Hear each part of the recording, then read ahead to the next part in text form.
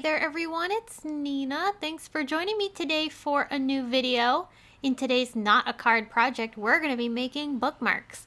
These are perfect for your upcoming summer reading, also makes really good gifts. So if you're looking for a birthday gift to give to somebody or just because, this is a really fun project for that too. In today's video, I'm going to be using the Altenew Botanical Bookmark die. And I've actually die cut it a few times from our Simon Says Stamp 120 pound white cardstock.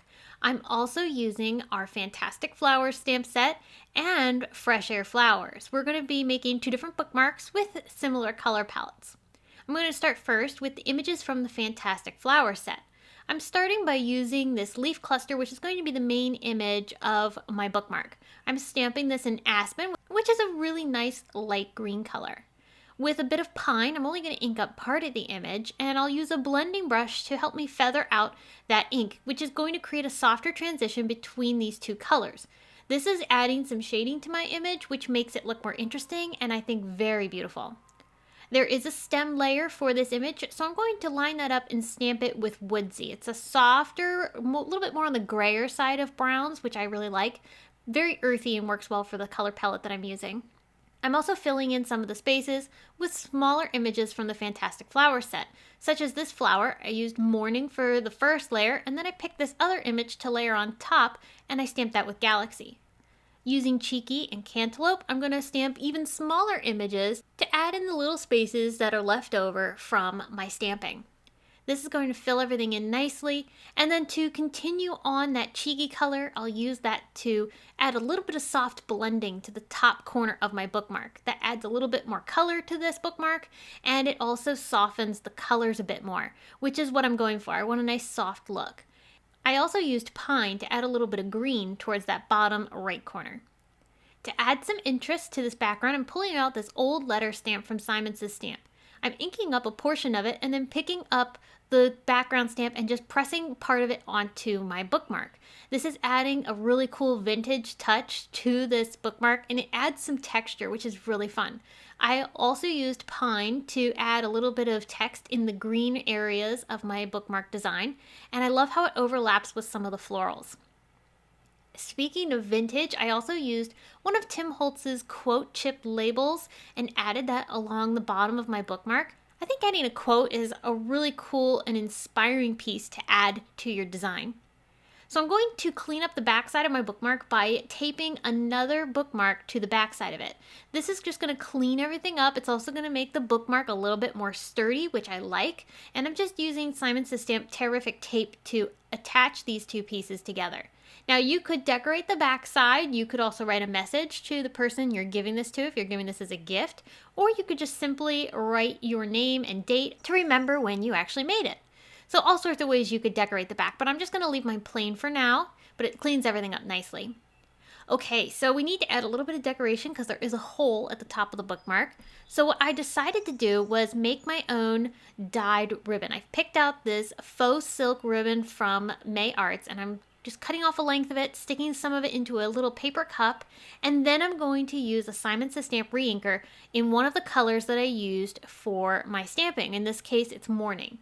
I added that re-inker into this cup with the ribbon, and then using a spray bottle, I'm just going to mist that really well to get that color moving, and I'll stir it up inside the cup too to really get that color covered on all areas of the ribbon. I used my heat tool at the lowest setting to dry this up. It doesn't take long to dry, and that way I can then go ahead and slip this through the little hole of the bookmark, and it adds the perfect finishing touch, perfect color complement to the images here. Using my Simon scissors, I'll trim up that ribbon, and I always like leaving one of the ribbon ends a little bit longer than the other just for some interest. Okay, so now we're going to stamp another bookmark, this time with Fresh Air Flowers. I'm not going to have a leafy area as my main image, but rather a flower this time. So I started first with Cheeky, and I'm going to add a second layer with Blush using another image that goes together with this floral to builds up to make this image, which is really fun. And I finally used Pucker and a little bit of Woodsy for the last two layers. The fun thing about these flowers is that they don't have to be lined up 100% perfectly. It's kind of more freeform for stamp layering, so it allows you to have some fun and play around with the layers and not be super worried about them lined up perfectly. I used morning for this next cluster of flowers, then twilight, and finally galaxy will be the third layer. For the stem of all of the flowers, I'm using either aspen or pine.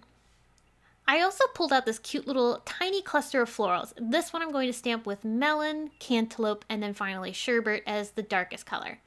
I really liked how all of these colors played so well together, and that's why I used these colors across both bookmarks. They complement each other nicely, so if I wanted to give this bookmark set as a gift to somebody, they go so well.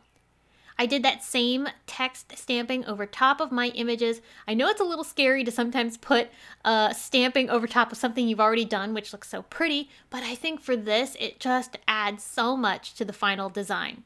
And I did the same ink blending on the edges of the bookmark, but this time in morning and pine. And as I did for the first bookmark, I used one of those quote chips to add down along the bottom portion of my bookmark.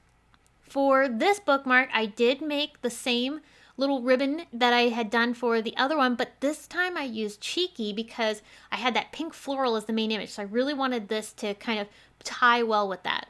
So I'm going to tie this one onto the top of my bookmark, and I also did add a second layer of that bookmark to the back side of this one to, again, make it sturdy and clean up the ink that was staining the back side. So here we have it, 2 adorable vintage-inspired bookmarks that look so pretty. I think these would be so much fun to make as gifts for people, or you can keep them for yourself and use them all summer long as you read your books that you've set aside for the summer relaxation time. I hope you were inspired by today's project. If you are interested in any of the supplies that I mentioned today, I do have them linked below in the video description, so be sure to check all that out. And I hope you'll come back for more inspiration. I can't wait to share it with you. But until I see you again, I hope you have a wonderful day, and thanks for watching.